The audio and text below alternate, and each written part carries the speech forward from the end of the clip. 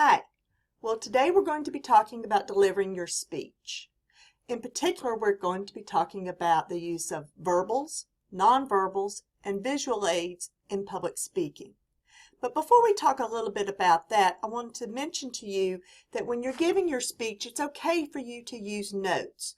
I know that a lot of folks like to have some note cards or an outline with them when they're giving their speech. It's sort of a security blanket. It helps them to know that they've got something to refer to as they're speaking. However, I do not want you to use an actual full manuscript of your speech when you're talking, because if you do, you'll have a tendency to just read the speech and not connect with your audience. Your audience will be able to know that you're just reading the speech and it'll be boring. So keep that in mind when you're delivering your speech. So let's get started talking about delivery. Now, as I said, delivery is all about verbals, nonverbals, and visual aids. So what are the verbals? Literally, the verbals are is how you sound. It's how you sound when you're giving your speech. The way you sound depends upon your voice, your rate, and the mechanics. Your voice.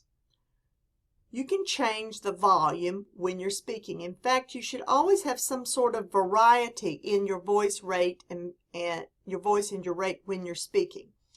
Your volume can go anything from loud because you want to emphasize a particular point, or you can be very, very soft to let your audience in on the secret.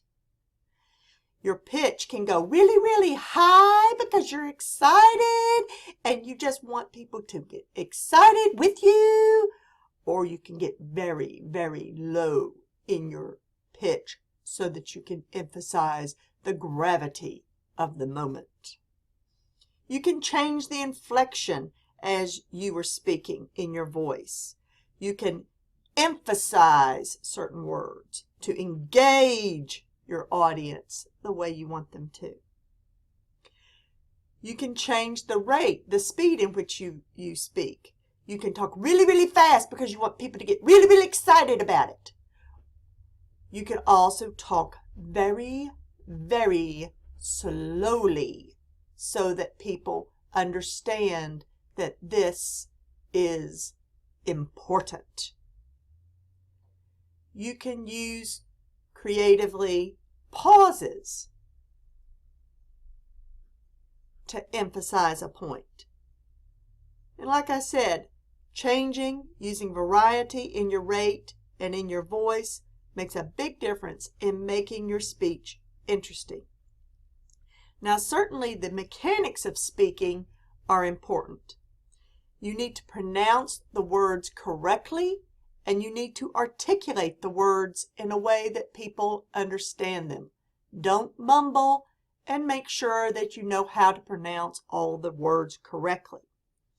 Also, the use of dialect. Dialect is a tricky thing. Sometimes you just might want to use that dialect that you're born with, like I was born with a mountain accent, and if I want you to think I'm just sweet as sugar, I'll really turn on my mountain accent to let you know that I'm a sweet, sweet person. But most of the time, I try to diminish my southern dialect and use a more neutral dialect whenever I'm speaking in a professional setting. Now let's talk about the nonverbals. Now your nonverbals are how you look.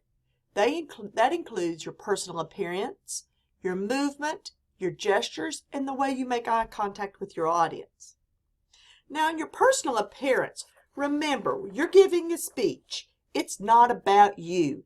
It's about your audience. Your message is what you want your audience to take away, not how nice you look or how nice you sound. So your personal appearance should not detract from the speech at all. It needs to support the message and not detract from it. So how do you support your message with your personal appearance? Well, the listeners are going to see you before they hear you. Their first impression of you is important. You need to make sure that they can see your face. Pull your hair away from your face. No hats, no sunglasses, anything that would detract from people being able to see you in the eye. Think about the occasion for which you're talking. You want to be respectful to the occasion and to the audience. In general, you should wear neat-looking clothes. No rips, nothing too loose, nothing too tight, nothing too revealing. In your class presentations, a rule of thumb that I use is that you might want to dress like you're going to your grandmother's house for a special occasion. You wouldn't want to offend your grandmother, so you wouldn't wear anything too outlandish. You'd want to be neat, clean, and respectful. Now, also, your nonverbals include your movement. Your movement needs to be very, very natural looking. You need to stand straight. You need to face the audience. Look poised and confident. Your movements shouldn't be too large. Don't pace back and forth, but don't look stiff either. Your gestures need to be natural and spontaneous. Don't plan how you're going to gesture in your speech. Make sure that it's as natural as you can make it. The gestures also shouldn't distract. They shouldn't be too broad or too fast. Always make eye contact with your audience. Make sure that you make the eye contact throughout the room, too. Don't linger on one person too long. Connect with them and then move on. No one wants to feel like they're being stared at. So please just look at somebody for a few beats and then look away. Now, visual aids can be used to supplement what you're speaking on. You can use objects and models, photographs and drawing, graphs and charts. You can even use your body. Here's some examples. If you're giving a speech on how to use an abacus, you might want to bring an abacus in the room. If you're doing a speech on fishing, hey, bring a fish with you.